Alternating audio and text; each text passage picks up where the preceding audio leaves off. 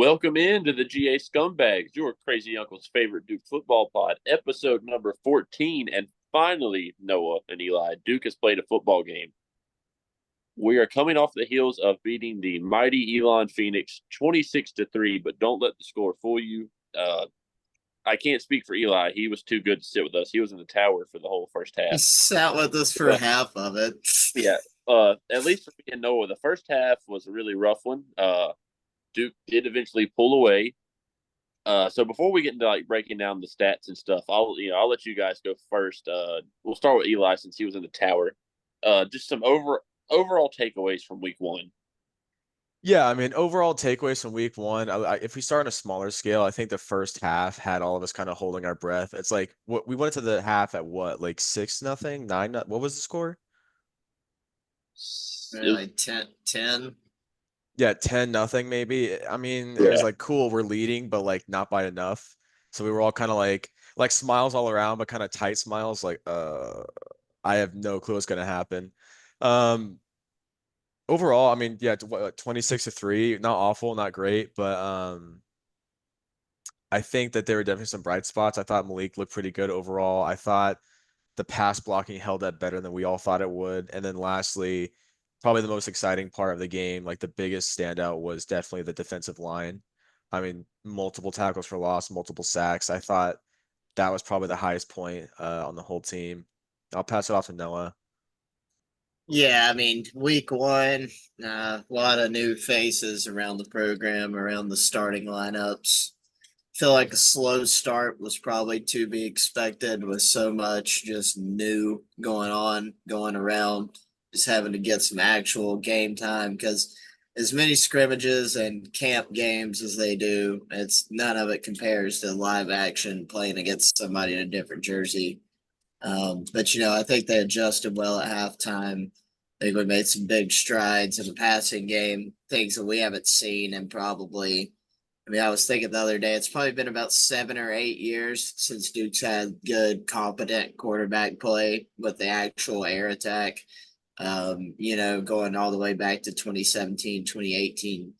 And, I was proud of that. We got some things to work on, things to clean up, which we'll dive into. But, the vibes were good. Students, shout y'all out real quick. You guys Yeah, for showed sure. up.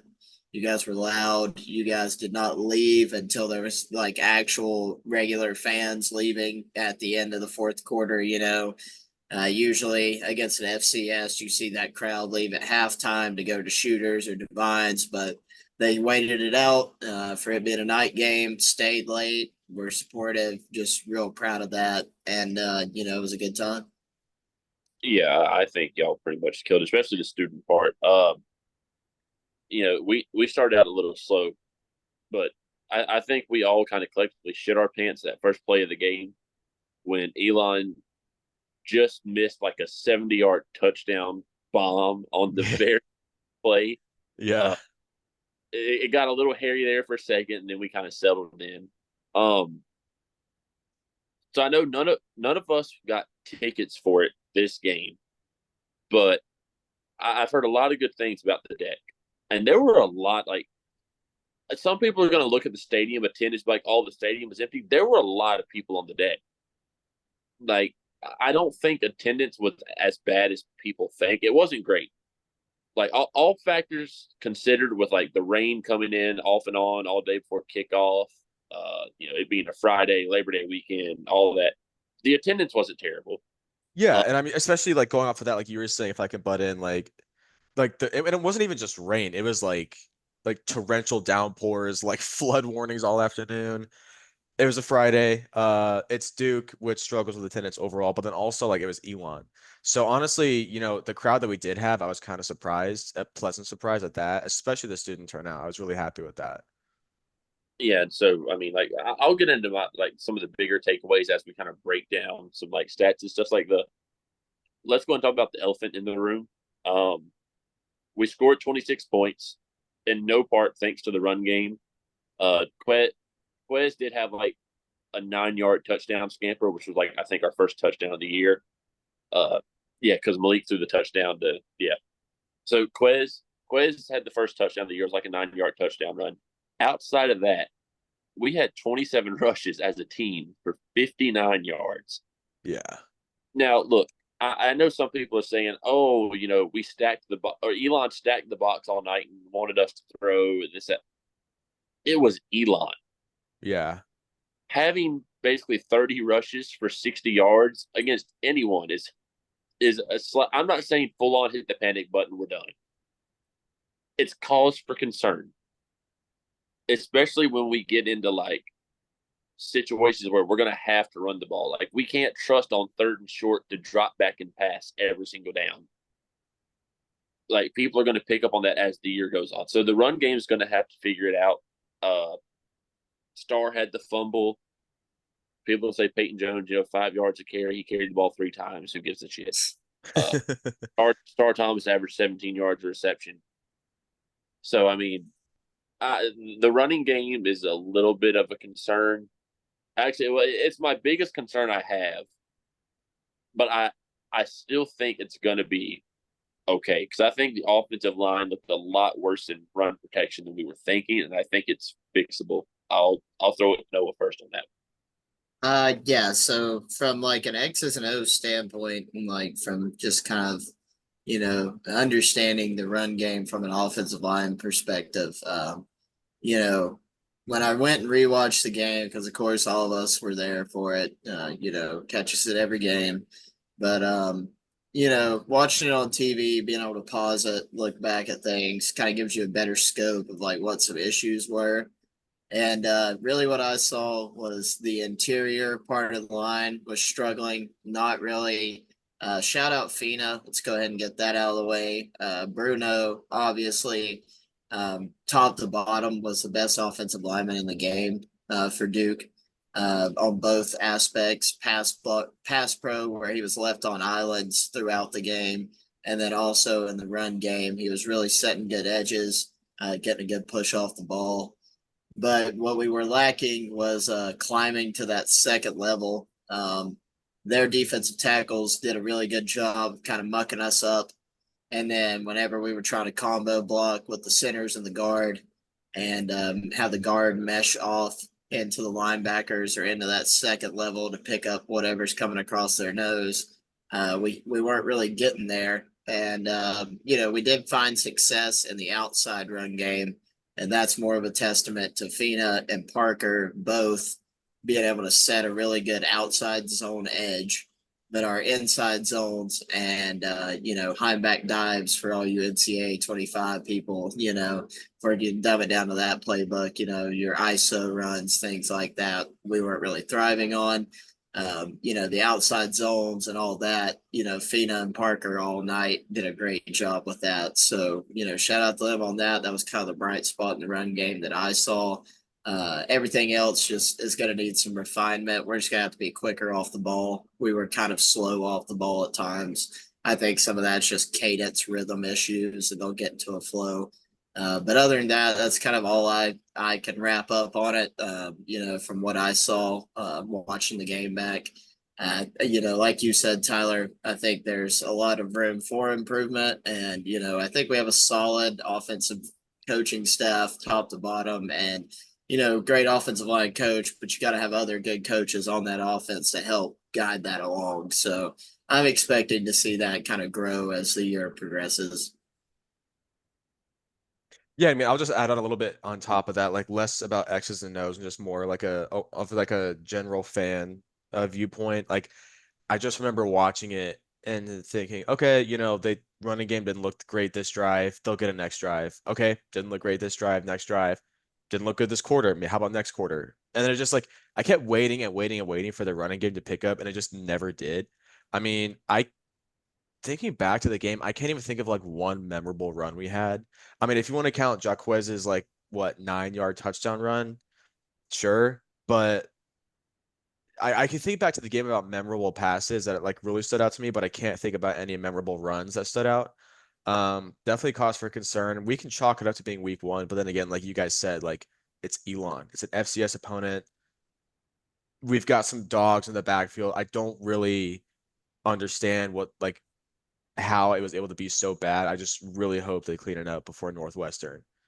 And last thing I'll jump in on that is on the offensive line regards, that was their first time playing together.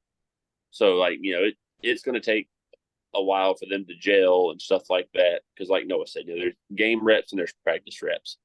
The other thing, and this is more like a running back thing, more than this is like an offensive line thing in this regard. The running backs have to get upfield at some point. Yeah. Like, you can try and make a guy miss all you want to, but at some point in time, you got to go forwards to move the ball. And I know some of that was just like how we schemed runs. We're going to be more of an outside run team than between the tackles, anyways, this year. But some point in time, you just got to count your losses and just take the 1 or 2 yards and fall down. And folks, you heard it. You heard it there from Tyler first. You got to go forward to gain some yards. Yeah. That's that. I mean, that is as halftime interview as you can get right there. That is Kirby Smart coded down to a T. That's just straight Georgia football. You got to go north and south. Can't go east and west. I'm all for it. You're not going to get insight like that anywhere else. Like, This- no one's bringing you that in depth of a football dive, other than like, you got to score more than they do to win. Yeah, this is free knowledge right here. This is free knowledge. Yeah, if you want to find ball knowing university, it's located here. The middle point of where us three live is a ball knowing university. I think that's actually Duke. Like, it is really like they're pretty close to being like that intersection for all of us. And pretty much 85 Really north is. for me. But so speaking of of being just to tick off a rhythm, like Noah said, if you look at Malik's stat line, 26 of 40, 291, 2 touchdowns and interception, you would see that without watching the game and be like, okay, decent. He looked really good. Yeah. There were, just off the top of my head, I can think of at least six throws deep down the field where 2 inches off from being a huge catch. Or, in that 6, God, the drops. We'll get to that in a minute. Lots of drops that didn't help him out. The interception was bad. He threw it into triple coverage. But if you throw the ball 40 times a game and you make one mistake, we can live with it. Yeah, Duke fans need to go ahead and set that standard up, because if, like you just said, if we're passing it 40 times a game, one pick we'll have to live with. Like, that's just part of the game of football. Yeah, if he ends the year with a 2-to-1 touchdown ratio, who's complaining? Not me. Like, I mean, the one thing I'll say is, and we've talked about it. People have asked, is Malik going to run? Is Malik going to run? We've said he's a pocket passer. That's not going to change. Like, you might see him scamper every once in a while, but that's not who he is. And I don't think Duke's going to try and force him to be something he's not. And the one thing I will say is, maybe especially with some of the games coming up, tone down a little bit on the number of deep shots, because it felt like every other play we were just chucking it 60 yards, and that might have been because it was Elon. We're just trying to get just beat the brakes off of him quick and coast. But like, the short passing game worked when it was there. There were a few times we got quick little outs, and we just instead of cutting in, we went outside. Instead of going outside, we went inside. Stuff like that. But as far as the passing game went, minus the drops, I was thoroughly impressed. Yeah. Yeah. I'll go ahead, Noah. Yeah, so Malik, I feel like, and we all kind of said it after halftime. It was like as good as advertised. Everything we had thought since the transfer, since the news broke that we were even in the running for him. That hype is real. I definitely think he's the guy that needs to be out there. I think it was always going to be like that, but his composure was really good all night long. He never like, he had some iffy throws, but they were never like panicked. Outside of the interception, I don't even think that interception was a panic throw. I think he just read the defense wrong, which it's his third game starting ever. And, he's like 20 years old, 19, he's a young guy.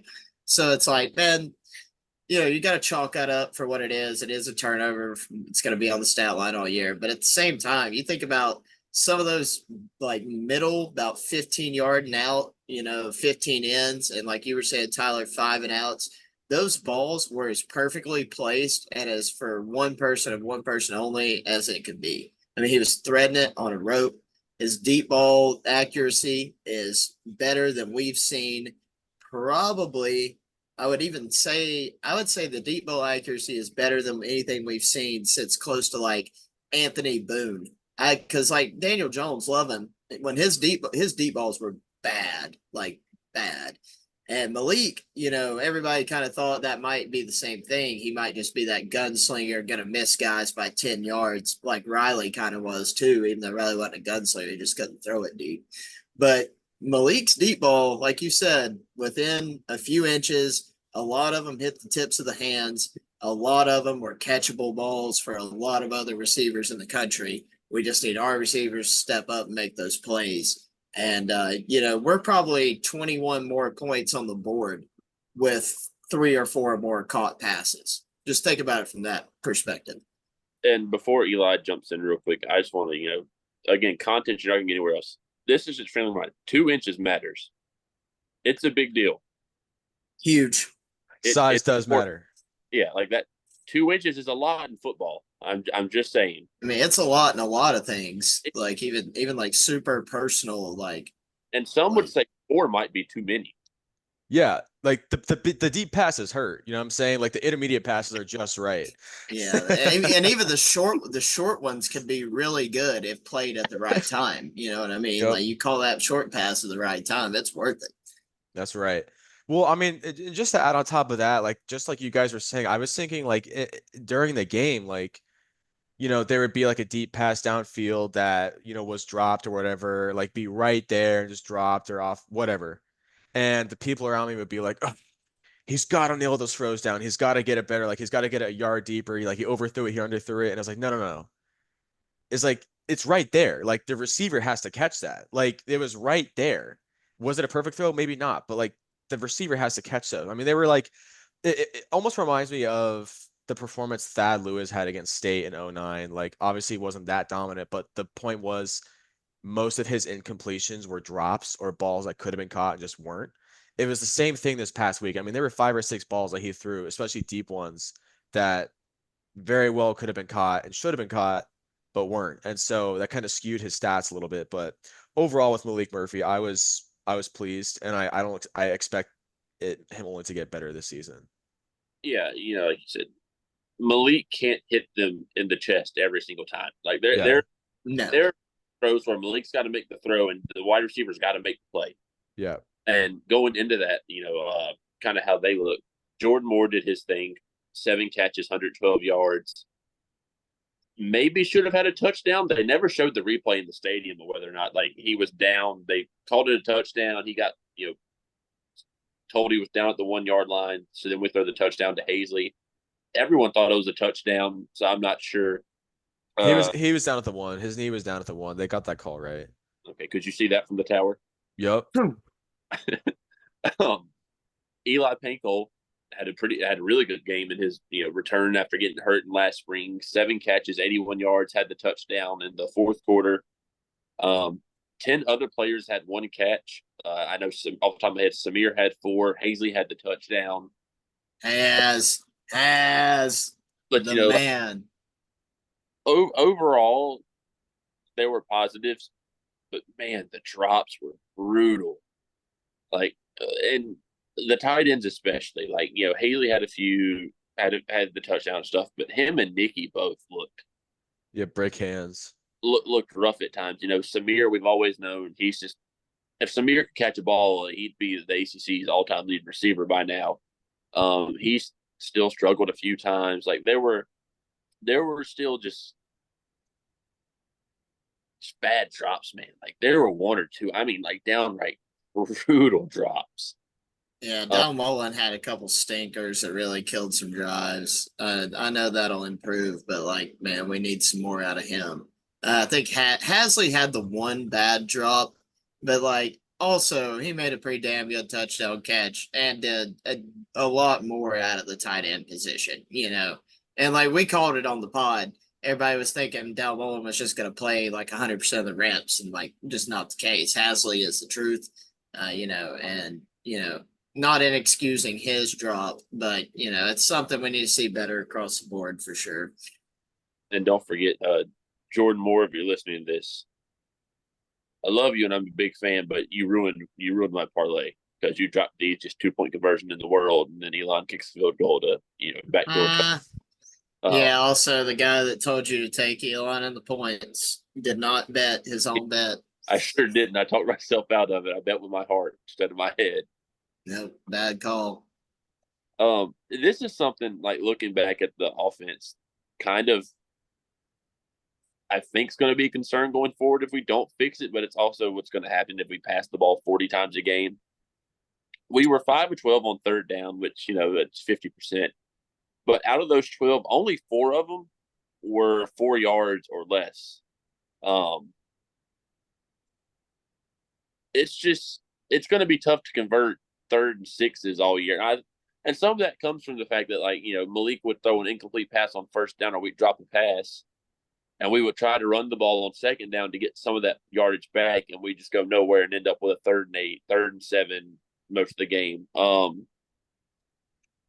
I don't think that I don't think it's gonna be a year where like every third down's 3rd and 9.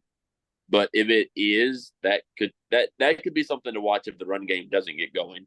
We could be finding ourselves in a lot of 3rd and longs. And then we've got Ditto.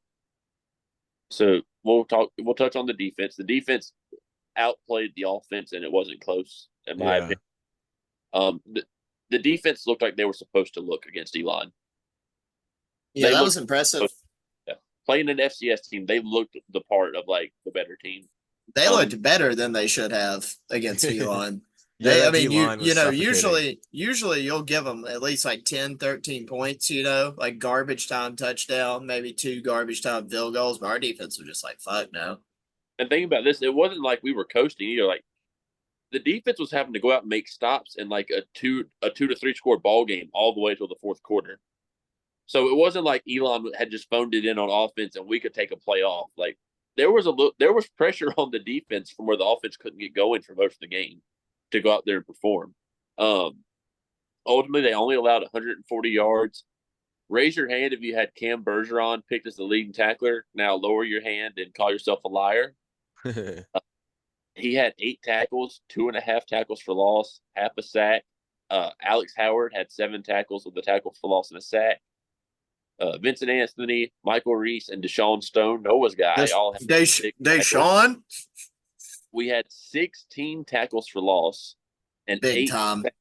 by 9 different total players. Now that's 16 tackles for loss is a number you do not see in a stat line often. No. But oddly enough, no pass deflections, like no passes broken up. And Elon's quarterback completed, I think, 16 or 17 passes. Yeah, I was not a fan of that. Yeah, I think a lot of that might have been how Packy plays. If we're going to blitz and be that aggressive, you got to kind of play off a little bit so we don't get burnt every play. I'm just never a fan of letting the wide receiver catch the ball 5 yards of separation with the next closest defender. So like I'll give mine here first. Like overall defensive takeaways, defensive line looked like they should. Wesley Williams is going to be a star. BJ's good. Like the defensive line is going to be just fine. Trey Freeman's on a milk carton right now. He was completely taken out of the game. Like just an abs. I love Trey Free. I think Trey's going to be really good still. A non-factor. Me and Noah sat together, and I think halfway through the second quarter, I looked at him, I was like, have they said his name once all night? He just got nothing going his way. Like I said, the secondary. If 2 of our leading tacklers are going to be in the secondary, long term, that's not a good thing. Especially when we're not breaking up passes. That means we're just getting passes completed on us all game, and they're just working it down the field. Thankfully, we had 16 tackles for loss. But for more overall defensive concerns, I'll throw it to Eli first and let him. Yeah, I mean, just kind of piggybacking off of what you were saying about, like, I thought the D line came out ready to go. I expected good play from them, but I don't know if I was expecting dominant play from them like we saw. What did you say? What was it, like 16 tackles for loss, 8 sacks or something like that? I mean, they had the Elon quarterback in hell. I was thoroughly impressed. Obviously, VJ kind of having a little bit of a breakout game with 6 total tackles and 2 sacks. I mean, that was pretty impressive. I mean, that's a grown ass man right there, right there. That's the kind of performance I expect out of VJ these days. I thought Kendi Charles was there but didn't do a whole lot. I mean, he only had 2 combined tackles and then like half a sack. I I wonder if he'll show up at some point in the coming weeks. But like you said, like our linebackers, like Trey and Nick really weren't all there. I will say Ozzy looked pretty decent. Ozzy Nichols had a relatively breakout game, I think, for being so new and so fresh. And then lastly, who is it? Ryan Smith. It was good to see him in the backfield getting a sack. But yeah, that was my overall takeaway. I just think the only part of the defense that like really had me worried, and it's not even that big of a deal, really. It was like the short stuff, the out routes, like the flats, the screen passes. Like that's where Elon really started getting yards in the second half. But I have full faith that Duke can hopefully tighten it up. Yeah, and just from like what I saw, especially on the rewatch, but we'll kind of dive into what we saw in person first. But I think the secondary did a great job of keeping everything in front of them, except for like I think it was the first play of the game Elon ran, maybe the second. They took a deep shot down the field, and it was wide open. Our corner got burnt bad. But that's early in the game. That'll get fixed up. It did get fixed up throughout the course of the rest of the game. I know pressure kind of helps with that from the defensive line, but I think Diaz and Packy and the guys kind of lit a fire that was like, hey, corners, safeties, get off the balls of your feet, get on your toes, let's go make some plays. And they did a lot better. Ozzy was the second half, man. That was the name you heard on the PA system just the whole time, man. So shout out to Ozzy. Felt like he had a great game. Trey, I feel like Trey didn't have a bad game. They schemed to take Trey Freeman out of the game. And that's something Duke's going to have to deal with all year. And Trey's going to have to deal with it and just keep busting his ass and go out there and make plays. So I think we'll see him. Trey's a guy against Northwestern. I think we'll end up seeing with like 14 tackles. You know what I mean? Just clogging up the shit. And I'm hyped for it. But, a lot to be proud of with that defense. And that was what a lot of people thought would be our biggest fall off after losing Carter and the guys last year. And it just wasn't the case. It just simply wasn't the case. When you play an FCS team, you kind of want to hold them under 250 total yards, ideally 125 on less than 100 on the ground, less than 150, in the passing game. And, we did a stellar job at that. So, no complaints and did well. Yeah, and we'll just brush on. Before we get to special teams, I thought this was worth pointing out. No penalties from Duke, by the way. Not one all night. It's impressive. Yeah, I think that shows discipline for sure. Yeah, that's a well-coached football team to do that week one. We'll brush on special teams real quick. Todd. What was he? Two for two. Yeah.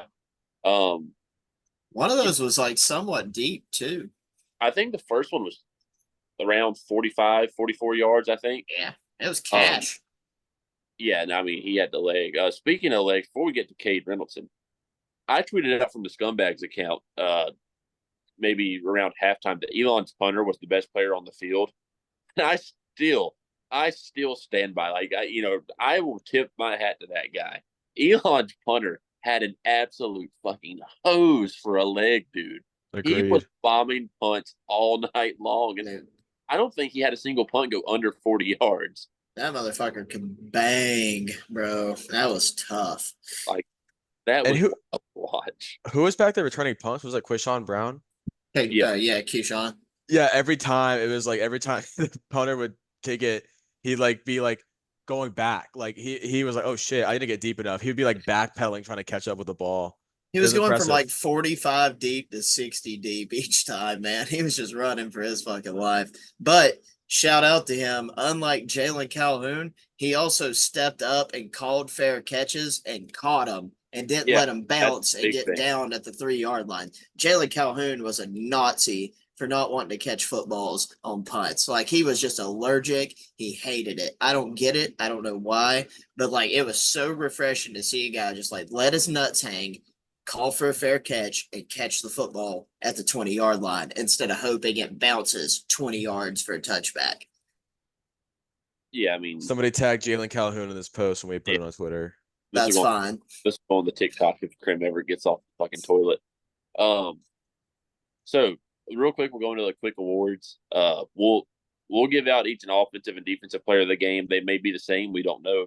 Well, we agreed that Wesley Williams is player of the game. If you've listened to the pod, you know that there are no people higher in the Duke organization, team, fan base than us on Wesley Williams. He was the lone standout early on the defensive line. The scumbag player of the game. I will eat my words here. I was Cade Riddleson's biggest doubter. I said I didn't want a true freshman at punter. I just don't like that. He's going to be just fine. That motherfucker can boom. He's going to be just fine. As much as I talked about Elon's punter, Cade held his own. Like, and Elon's punter is probably, I don't know this because I'm not researching Elon's punter, but I'm assuming he's older. Cade's a true freshman and was going like kick for kick with that man all night long. Yeah, So, he's going band for band, if you will, M for M. So shout out to Cade, and we'll throw it to we'll let Noah go first with his offensive player, and then just go ahead and do your defensive while you're at it. Yeah, I'm a defensive player of the game. I'm gonna give mine to Ozzie Nichols just for that second half. What's his like? How do you pronounce his last name? Did I say that right? Nicholas? Is it Nichols or Nicholas? Nichols. Nichols. Okay, yeah, but like really, his second half performance that was kind of electric stuff, man. He was just playing crash out football. Oh And wait, then it might be Nicholas actually. I misspoke. Ozzy, we'll get you right, brother. Don't worry. But and then offensive player of the game for me, I'm gonna give mine to Fina. Give some love to the O-line. I think he did a great job. I think that's a just huge bright spot to see your left tackle go out there and play well when it's at question. I love that. All right, Eli. Yeah. For me, let's see. I'll start with offense. I think offensive player, I mean, if we're talking in terms of like pure production, probably, and no surprise, probably Jordan Moore, just 7 receptions for 112 yards, averaging 16. 47 yards was his longest reception. I think an honorable mention would also be Eli Pankel, just coming back after at least one full season without playing. He went out in October of 22. Mm-hmm. So basically, like a year. Got hurt in I don't remember preseason last year. I know he didn't play a snap here. Yeah, so probably like basically after a season and a half of not playing, he comes back and has 7 receptions for 81 yards and a TD. I think that was really impressive. I was happy to see it. Defensive side of the ball, I mean, honestly, man, I would probably go VJ Anthony. I think he was just electric back there. I mean, I would give it to the entire defensive line if I could, but I think VJ was my favorite back there. Brother, we don't make around here. Give it to the defensive line. I was about to say, who made a rule? Yeah, we don't have rules. Rule number one, there are no rules. Fair enough. And then my last, but not least, like you guys said, our punter. I think he was fantastic, especially like you said, being a true freshman. Just shout out Cade Riddleson. Yeah, we're on the. I'm gonna get a jersey, man. I'm sold. We're all on the train now. So my offensive player, I'm gonna give it to Malik. Like he absolutely looked the part. I mean, just absolutely balled out. Should have had close to 400 yards and 4 touchdowns. Every pass would have been completed. All those deep ones. Defensive player, I kind of hinted at earlier. Ray Shanby had Cam Bergeron lead the team with 8 tackles and 2.5 for loss. I'll throw one to Cam just because I don't imagine I'm going to get to say that very often for him this year. So you're a douchebag. So we're gonna fuck you. We're gonna give Cam his love while we can. I hope I'm wrong. Dude, watch him go for like 130 tackles this year. Yeah, I hope I can say that every game about him. I'm just saying, odds are we're not going to get to say Cam Bergeron had 8 tackles in the game very often and led the team. So I'm going to give him his flowers and get the player of the game. So that's enough about Elon. They're out of the way. We moved to 1-0 like we should have. We're good. Now comes in Northwestern. We're actually going to Northwestern to see that cool, beautiful stadium. Um, I didn't realize. I know we'd played a lot. I didn't realize we'd played 23 times, like cumulatively. All time we have a 13-10 lead. We've won 5 in a row. Um, Yeah. yeah, just football school things. Yeah. Hashtag ownage. Hashtag football school. So Northwestern was 8-5 last year. They're 1-0 this year. Their head coach David Bronze, and on second season, was Big Ten Coach of the Year last year. He's a 9-5 record overall. They beat Miami of Ohio 13-6 last week, and I'll say this: people are saying they only beat Miami of Ohio 13-6. Go back and listen to us when we did our MAC breakdown. Miami of Ohio is the reigning MAC champion. They brought back the most production, second most production in the MAC. They're going to win the MAC again. That's not a slouch. They are a very good team. They were a borderline top 25 team last year, and they're good again. That's not a slouch win. And I mean the stats reflect how the game went. 328 yards versus 276 allowed. They forced 2 interceptions. They had 2 fumbles. They were 5 of 11 on third downs. If you think the running game's going to get better, I hate to break it to you, they held Miami to 24 rushes for 40 yards. Not good. Offensively, they were at 50-50, 31 passes to 30 rushes. They had 4 sacks, 5 passes deflected. Just a few quick names to watch. Quarterback Mike Wright. You remember he visited Duke during the offseason and was a potential transfer for us. He's got experience at Vandy and Mississippi State prior to this. He's not terrible. He's not great. He's just a guy. Nah, brother, he's ass. He's an average Northwestern quarterback. Nah. I'm hesitant. I think he's dog shit.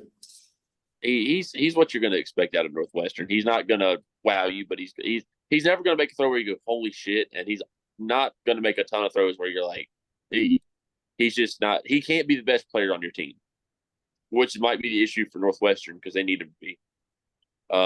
Running back Cam Porter, he's got potential. He's just by himself this year. Wide receiver Brian Kurtz is a name to watch. Mike Wright threw to him 6 times and he had 91 yards. Max, I'm not even going to try to pronounce his last name. It starts with U. He had 5 tackles and 2 sacks on the defensive line for Northwestern. So overall, my take on Northwestern, before I throw it to you guys, kind of what I'm expecting. It's going to be windy. They're playing on a lake. I think it's going to be 50, 52 at kickoff, light rain. It's going to be ugly. Don't expect either team to win this game by more than 10 points. Because I'm not sure either team's going to score more than 10 points. It's going to be very Iowa-esque. If you are a sicko, shout out Sickos Committee for mentioning us on Twitter with this game earlier. This is a sicko kind of football game. Like, you got to be demented to want to sit down and watch this, knowing what you're getting ready to see. I expect a physical game. The key for Duke is going to be, can we step up and match Northwestern's physicality in the trenches? If we do that, we're fine. If Northwestern dominates us in the trenches, we don't stand a chance. And I think we can hold them off in the trenches long enough for Malik to do his thing. It's going to be a really interesting game for us. This is a big one, especially looking at us trying to get to bowl eligibility. If we lose this game, it's an uphill fight to try and find 5 more wins possibly. If we win this one, going to a bowl game looks a whole lot more doable. I'll throw it to Eli now. Concerns, Brother, it's an uphill battle if we win this game, trying to become bowl eligible. All right, if we lose this game, we're in hell. It's plain and simple. You're putting it too nicely. Now, what I'll say about this game, I mean, yeah, it's exactly like you said, like not so much an X's and O's thing, but just more of like this game is going to be shitty. Like no ifs or buts around it. I mean, I think it's going to be messy. It's going to be sloppy. I think we're going to see some fumbles, some drop passes, maybe like the ball slipping out of the hand, like a few dead ducks, a few like Riley Leonard-esque passes because of the rain. But I think Duke is more than capable of pulling out a win. But just like like you said, like we have to tighten up in the trenches. We have to. I mean, the biggest concern coming out of last week was just the run game. They need to show up this week. I mean, there's no ifs or buts. They have to show up. But yeah, I think this is going to be one of those games that we all look back on in the future, be like, remember that weird freak ass game that we played back in 2024 where like this happened and all this shit was happening. But I think Duke is more than capable of pulling out a win. It's just a matter of like minimizing mistakes as much as possible. Yeah, you guys have left me to be the group optimist yet again, so I'll take over that. But I feel like it's not going to be as big of a problem as maybe we think passing the ball against that Northwestern team from what I've seen. And like I was reading some PFF reports earlier, looking at their secondaries grades, and they're dog shit. Man to man is where they really get burnt, and maybe that's something they'll adjust. But um, I that's funny. Sorry, something was typed in the Google Doc down there. Yeah, But sorry. but anyways, no, like I think we'll be able to air it out. Run game, like you guys said, we're gonna have to figure that out. I think we can beat Northwestern rushing for like 60, 70 yards. But rushing for like 20 something is not gonna cut it. But yeah, I think we could definitely pull one out. Yeah, I mean the biggest thing is going to be, and by the way, talking about you being the optimist, we won last week. Who are we to break tradition? If Duke is nothing else, we have to honor Duke and be as tradition filled as Duke is on this pod. Even if it means Jesus playing the Christ, other what team's was fight songs before the football games. Which, by the way, boo? Yeah, should if we you want to start do playing? something about it, if you want to lobby for change, we're gonna give you guys a couple of email addresses here. If you guys want to lobby for change and do away with, should we do this? Should we put those contacts out there for the public to voice their I opinions? don't think we should. I think All we right, should. it is public information after all. Well, yeah, We'll fine. we'll throw it in. We'll throw it in. All right. So if you guys are anything like we are, you're probably sick and tired of hearing our marching band as much as they struggle in general. You're probably sick and tired of hearing them play the opposing team's fight songs before our games. It's stupid, it's dumb, it's silly, it's It's embarrassing, tradition. and it's tradition, which means we have to keep it for some reason because traditions are never broken. Anyway, if you want to voice your concerns about Duke playing the opposing team's fight songs before our games and you want real change to happen, send an email voicing your displeasure kindly and cordially to jeffrey.au@duke.edu. That's jeffrey.au@duke.edu. Thanks. Please help Back. us fight the good fight. Yes. You Each know, dollar donated is $1 against the anti-ban playing the other team's fight song defense fund. Yeah. it's Are like you or a loved one affected by Duke playing the opposing team's fight song? it's kind If of like one of so, those really sad ASPCA commercials at Christmas time Except where it's it's like worse. where they're I'm just gonna begging for 5 cents, and it's just I'm like gonna edit all we this. need is an email. Yeah, I'm gonna edit this with like "In the Arms of an Angel" playing in the background In the and make it about arms it. of the And it's angel. just Eli asking for the fight songs to be not played anymore. Please, please make change. So going off of that, we're gonna we did it last week. We'll do it again this week. Uh, we'll each give a bold prediction for the game coming up. Oh, before we do that, shout out to so the Section 17 guys. I think Jamie said the name's QP on Twitter, right? The Duke of QP for Yeah, winning it's the QP. yeah It's QP Mayo, yeah. Japanese Mayo. That's the Shout spinoff. out shout out to the Duke of QP for winning our score prediction on our Twitter page. No one got the score right. He was the closest with the margin and Duke's total score, so he won week one. Shout out to him. Follow him on Twitter. Makes a lot of deck jokes. It's a good time. Um, so now we're gonna do our bold predictions for the game. I'll lead off mine by saying, Whoa, are we not doing the mailbag? we'll do that That's at at the the end. end. Sorry. Haven't you been here before? God, dude, Not really. pick it up. Hey, read the Google Doc, dumbass. Oh. Fraud. Fake scumbag. We're such an organic podcast. Yeah. So I'll kick things off with my bold prediction, and I'm gonna make mine, and I'll say Duke rushes. This is gonna be wild. Duke has two players that rush for over 50 yards against Northwestern. I think we have two guys go over 50.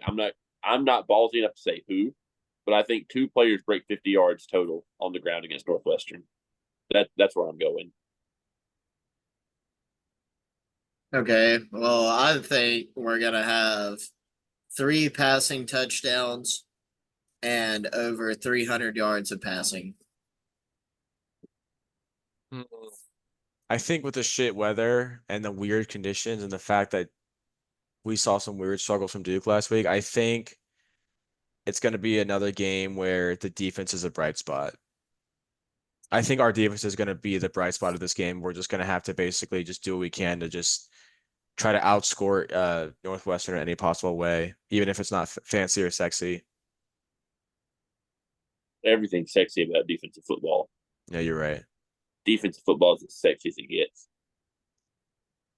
Now we'll give our score predictions, and then we'll answer. We got a few mailbag questions. Some of us have been on this for a few episodes and still don't know how the pod works, apparently. So we'll let Eli go first with his score prediction. Where are you going with this one? What's the money line on this, Noah? Like Duke plus 125 or something. What was the over under? Like Uh 36. 36 and a half. Okay. Give me Duke 20, Northwestern 14. I've got Duke 31, Northwestern 13. Well, good. I get to be the pessimist again. Now, I got Duke losing. I'm gonna take Northwestern 21-17 against Duke coming up. Again, I'm just a man of tradition. Good things happen when I'm the pessimist and Noah's the optimist. I can't break that. And well, before we get into the mailbag, I forgot to throw this in here. I only have like 2 bets I like for the weekend. There's a lot of weird games. I like Bowling Green plus the points against Penn State. I'm riding that one again, and the under in the Duke game. Noah, what have you got? I know you've probably got something cooking up. I'm Yeah, done betting. brother. We are yeah, that's a lie. I've got Texas money line over unders at 42 and a half. Absolutely hammer the over. That's game the Longhorns are gonna pour it on Michigan.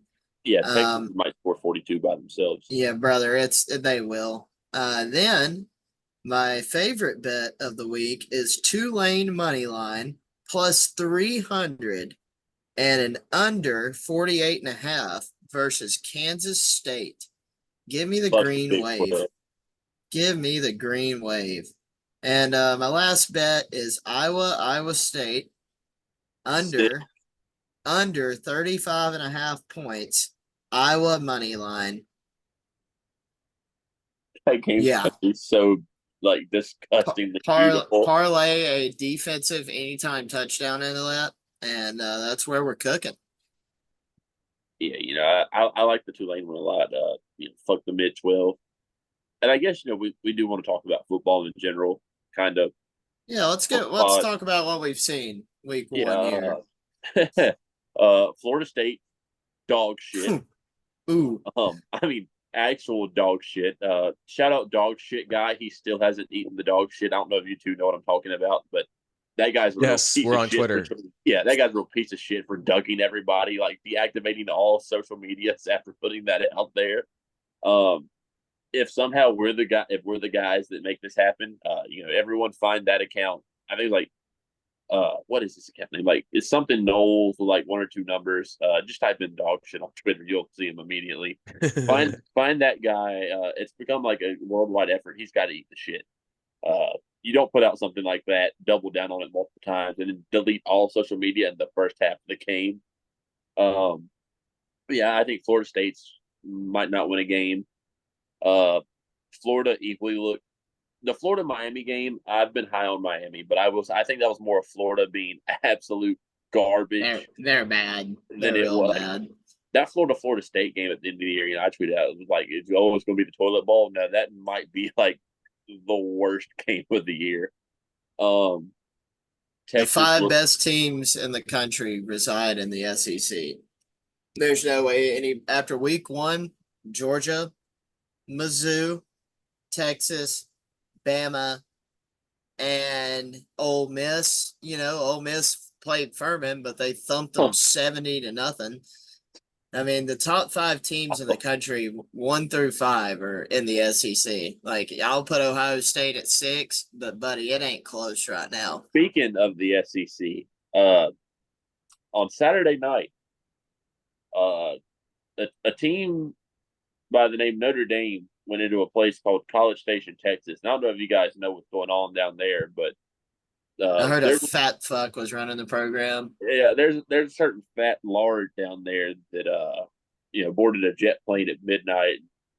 Boy, Notre Dame just straight whipped A&M's ass for 4 quarters. Belt the ass, son. And Riley Leonard stuff. Like, how can you not like Marcus Freeman? Like Marcus Freeman is such a dude. And he just Certified. straight. He owns Mike Elko now. 2-0 against Mike Elko in primetime games on ABC. He owns them for life. And speaking of Tubby, well, now we're going to get into the mailbag. Bruce K on Twitter would love to hear how team chemistry is because it looks like it's at an all-time high. And he followed it up with how much weight has Elko gained, which Definitely has a loss setting, that's for sure. He worded the question so good when you like read the tweet because you're like reading, you're like, oh wow, what like good insightful question. Then he just throws that into the very end of it, and you're like, damn. Well, he also had a part of the question that you guys cut out. Are we doing that intentionally or what? Yeah, I didn't want to get into that debate. This pod would be 3 hours long. Those people aren't worth our time. Which people? NC State? Oh yeah, I don't want to get that. Oh, I would love to get in it. I'd love to get into it. I'd love to get into that. Y'all can get into it. I just don't want to get the satisfaction of being spoken of. I think every person on that fucking side of Twitter is just a fucking loser. Yeah. They're pathetic. I blame myself though. I think I kind of championed the crusade against state football, and then you guys all kind of joined in with me and took over with it. We were competent with UNC until you started the state war. Yeah, and then even when I haven't talked about them in weeks, they're still talking about Duke just because they're obsessed. I mean, the dude went out of his way to like make up attendance statistics for Duke football, even though those aren't public, just so he could shit on us and try to be funny. And then like 9 out of 10 of the people on state Twitter are just absolute brainlets. And if you try to debate with them, you're wasting your time because they all think they're owning you when you stop arguing with them, when really you realize you're wasting your time. They think they end up winning. I could go on and on for hours, but just an awful low life group of people. One thing I will say about his team chemistry point, like they looked like they had a good time out there. Like they looked amped up throughout the game. You know what I mean? There was never a moment where you didn't like see that they kind of, took a break, took a play off. They were just playing hard as balls. Oh, that was sick. Yeah, I mean, as far as the chemistry thing goes, if you went back and watched the game, watch how they were reacting to stuff, and watch Manny. Yeah. Manny was having like the time of his life. Like Duke made a sack, and Manny's on the field celebrating with his guys. Yeah. Like, this is a thing like I think people miss a lot. You want your teams to win. Having fun is a huge step in them winning. Like not in the sense of like winning doesn't matter, let's just have fun. But when they're having fun winning, that means chemistry is good. Like the team is all together. That matters in big situations. And a lot of that, I think Manny gets some praise for that, but I think more praise should go to Feely for that too. Feely's a huge part in that because he spends more time with the guys than anyone does, and everyone raves about Feely. So the next question we'll hit the Mitchell one last. Shout out Mitch. In Shire, I trust Matthew Lofton 15, I think is his name. FSU and Clemson sucking. We already touched on FSU. I don't think Clemson sucks. Clemson got boat raced by Georgia. Georgia's really good. Yeah. I think it's a healthy mix of Clemson isn't Clemson of 2017, but Georgia's going to boat race a lot of teams this year. There's about 4 teams in the country that can give Georgia a ball game. And Yeah. they're all Like, in the SEC. Yeah, like I don't think I don't read too much into that Clemson game. We'll learn a lot more from Clemson against App State Saturday night. Roll damn yeah. near, baby. Yeah, we'll learn a lot more from Clemson to see how they rebound at home against App on Saturday. But I will say this: when are teams going to learn to stop scheduling home games with App State? You can't. Like, They'll never learn. No discredit to App. I want teams to do it because I love like the small teams like that and stuff. When are like teams going to get smart and realize App State's not the guys you want?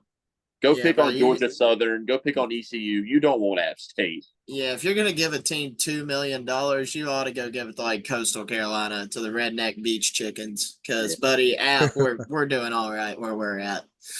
The other thing he said, and I thought this was curious, he said conference realignment won't be addition next time, like FSU and Clemson going in.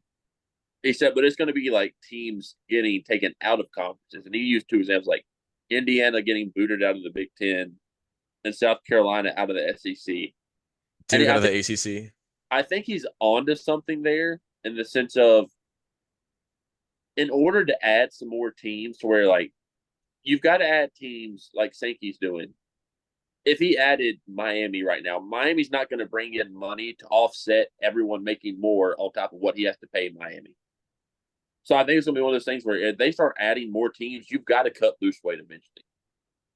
Especially in the Big Ten, they're at 20 already. I don't think they're adding someone without letting someone go. And in the SEC, I mean, there's only like 3 teams you could lose. Like you give South Carolina the boot, you give Vandy the boot. They're really the only people don't realize their way. The SEC is not going to make any more moves ever. Like they're good. They don't need to do nothing. Shout out Vandy. We all said Virginia Tech were frauds. Shout out Vanderbilt. Little old Vanderbilt went. Little Pavia. Pavia for fucking president, dude. That man beat the hell out of Virginia Tech. He's a dog. Oh, Tyler, before we go to Mitchell's question, there was an original question post on Twitter I made after the game. We got some stuff from Phil the Wade. Okay. They said, love to hear your thoughts on attendance. What can we and what we can continue to do to get fans out for upcoming games. Students really showed out. I really hope that continues. I think the way to keep people coming out to games is to stay on the course we're on right now. I think I don't think there's much more we can do. We could slack and start losing things, but if we just keep all like I say, all gas, no brakes on trying to get people to the games, it's going to keep working. And it showed with that Elon crowd being what it was with all the existential factors. So yeah, all for that. Appreciate y'all's work. And we're gonna keep turning it on for UConn. We're gonna turn it on for UNC. Like it's about to ramp up real good. Like we're gonna see some full stadiums coming up. The next 3 to 4 home games can be damn near sellouts, and that's what we need them to be. Yeah, my big thing on like the crowd is one thing to notice, like from the weather and stuff. Several of the new things that Duke was trying, they didn't get to do. Like the Club Blue Devil thing got shut down before they could open it up with all the rain. Devil's Gate, we walked by it trying to get to the B lots and stuff. All the tents were down more or less. Like there was it was just a lot of the stuff that they're trying to do, they didn't get to do fully because of the weather. Again, I think we would have seen close to 20,000 people had the weather been good on Friday with what I saw. And realistically, if Duke can average 20 to 25,000 people a game for games like Elon and UConn, that's a step in the right direction. That is very step in the right direction because UNC is going to be a sellout. Florida State was going to be a sellout. I'm not sure that will be now. That might be more like the Clemson game where it's close to full, but it's not. Where people like overstate how full it really was. People forget that Clemson crowd really was not as good as we think it was. But I mean, honestly, we're already seeing a step in the right direction. I mean, the crowd we saw for Elon was better than the crowds last year for Northwestern and Lafayette. especially considering the Lafayette crowd was coming off an upset against Clemson. There was nobody there. No one. That's There might have been that's less people it. for Northwestern. Yeah, Brother, it was those two games were all-time lows in attendance, man. and let's Those were give it to like the crowd. 06 crowds. The crowd was engaged in the game. It wasn't like we had a full stadium in the past where like no one's paying attention. Were you saying for Elon? Yeah, like Yeah, I mean, like the the crowd crowd was actually sounded bigger than it was on all. TV. Always does. And One of the other questions. Oh, go go ahead. ahead, Tyler. I was going Oh, to say every time we touched was a banger as always. absolutely. Absolutely a great time. But Worst our song of boy all time. Bentley, and these two questions are kind of just like one word answers. 1 out of 10, rate the offensive line performance. Tyler, go. I'd go right down the middle and say 5. Eli. I think when we were considering maybe a 6, I thought the passing blocking was good, but the run blocking offset it. So yeah, maybe like a 5.5, 6. I'm locked in at a 6. I think that the offense it sets it off a little bit, but the offensive pass blocking was still such a bright spot. And then the last question, this one, we're just gonna. I feel like the people need to know that at least one person thought this was bad and who thought it. Duke and NCSU fan, oh Benny, did Rachel Demita seem underwhelming to you too? No, I'm a male. I did not feel underwhelmed by Rachel Demita. Should we have put her on the camera TV more? Absolutely. Was I upset with was I bored with her? No. Yeah, I I th will go Go ahead. ahead, Tyler. I was just gonna say I thought that she was good at what she did. She did nothing wrong. I think if she was lackluster, it's only because maybe they didn't leverage her a whole lot, considering how much money they're probably paying her and how high her status is. You know what I'm talking about? Like she didn't do anything wrong. It was nothing that she did, but like maybe they just didn't utilize her enough or utilize her the right way. But I think just having that celebrity there and that clout is like really awesome. I'm just glad they didn't fuck around and put a Duke basketball shirt on her because that's totally something they would have done. Yeah, I'll say that I can't believe that Benny made a good point. First off, props to him. He's right. I hope he means in the sense I'm going to take the question. It was, and I told Noah this when we walked out of the game. It was really underwhelming in the sense of it felt like they wasted an opportunity with her. She was on the screen what 4 times all night, if that. Like it felt like a really missed chance to do more with that than just, hey, I'm I'm handing out Jersey Mike gift cards to students. Like that was what she did. Also, we got to get her mic turned down. That shit was way too loud for like the first 3 quarters. They I'll like tell you on and like she was about to blow a speaker out. the real low point, and if we're talking game day atmosphere, like production value, the worst thing about that game, I know Noah's gonna agree with me, Tyler might not. They didn't play Mo Bamba. Where the hell, Tyler? I know you said it's overplayed. Is it It, overplayed? Yes, but it's a staple, and no other song is gonna beat that for third down. They played it for 4 seconds, like between series or like after a fourth down or something like that. That I kept waiting. All right, the first Mo Bamba of the year. Where is it? Where is it? Where is it? It never came. the Mo It's Bamba's room with us. if we It's wanna over. if we wanna like appeal to the students and like get them hype, they want Mo Bamba. I think we should do hard in the motherfucking paint by Waka. I mean, yeah, that'd probably be like the second best option to get people We need hype. something. What we did on Friday wasn't it? Just randomly rotating songs in and out. But outside of his third down music, shout out that DJ. Yeah, Yes. He's from Charlotte. Dude did a killer job. Pre-game music, warm-up music. Did a great thing. All those 3 minute long media timeouts, which like man, you kind of forget in the off season how long those take when you're actually at the stadium. Like that's a lot of time. And you're sitting there and like used to it would just be like some really shitty bullshit sing along music. And like he was in there pumping up like some Summit, some, I mean, he was in there playing some Bo, like some Sabrina, like he was doing it all versions, all genres. And shout out to him. We appreciate that. Can't wait to see the Yukon DJ. It's only gonna keep getting better. Yeah, I mean the music was fine. My biggest Jesus Christ. my Oh biggest God. my biggest takeaway was the band The playing our fight song while we were Into the Jungle. bruh. Like we brought the Purge siren back and like Into the Jungle. That's a cool thing. Like I like that we've kept that going.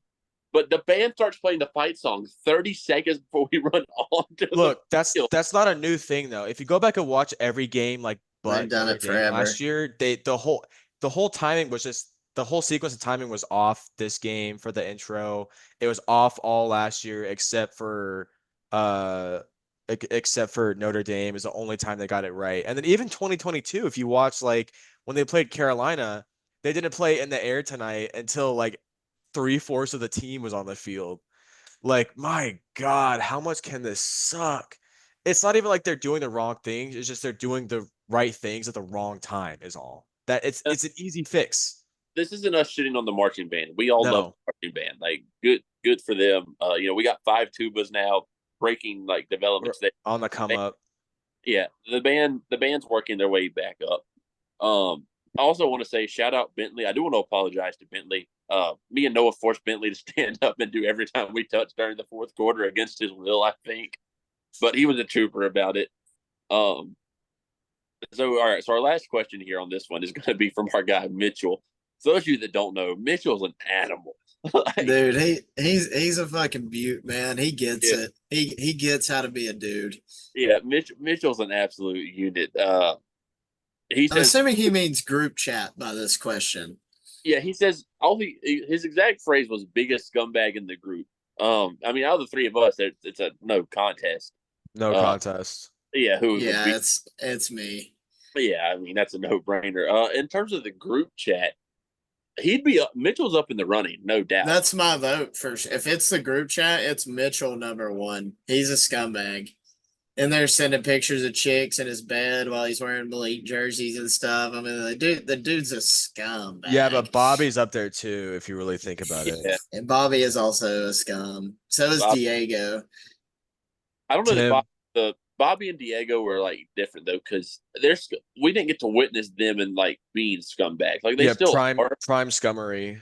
Yeah, but like we're witnessing Mitchell in his prime. Brother, So Bobby was mixing White Monster at Maker's Mark at 5:30 Central Time for a bowl game. I'm pretty sure that's still scum. Like you gotta be a sick dude to do that, bro, that early in the morning. yeah. So I'll give Mitchell and Bobby the votes there. Speaking of, before we wrap this up, I do want to shout out like everybody we got to meet at the game. You know, I finally got to meet Noah for the first time. Eli still didn't give me a hug. It's whatever. Uh, I we offered did, you a hug and you declined, you whiny bitch. Drop it.